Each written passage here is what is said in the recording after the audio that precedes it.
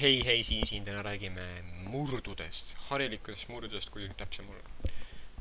Ja meie ülesanne on kirjutada üles 3 osa 4 hariliku murru kujul. Tõenäoliselt sa ei ole veel midagi murdudest kuulnud, mõnes eelmises videos ma olen korra maininud neid, mitte midagi väga sisulist. Ühesõnaga, mida tähendab 3 osa 4? Kirjutan üles kõigepealt, teeme seda näiteks koogi näitel. Teeme siia ühe suure õunakoogi. Nii.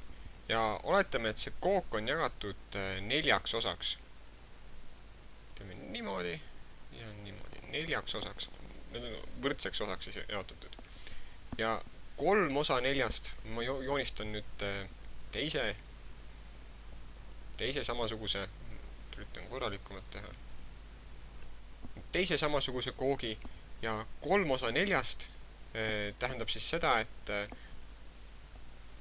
ma jagan ta samamoodi pooleks ka ja 4.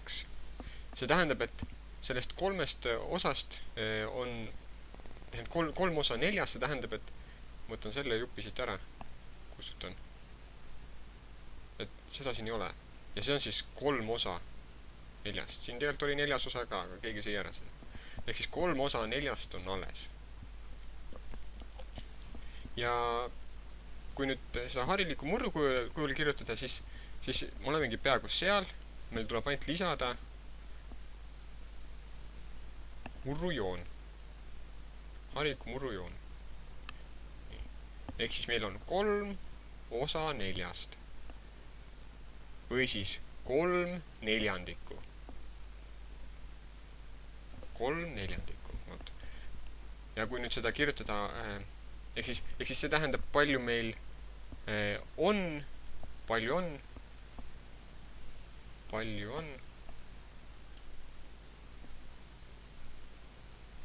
ja mitmest.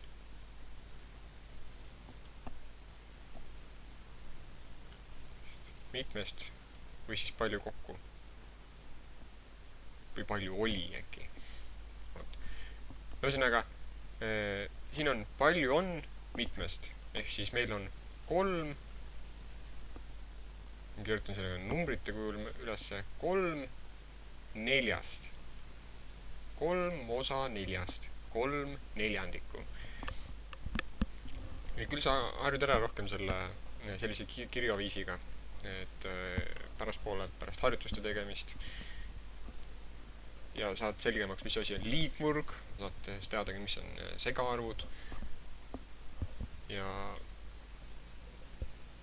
praeguseks kõik, ole tubli!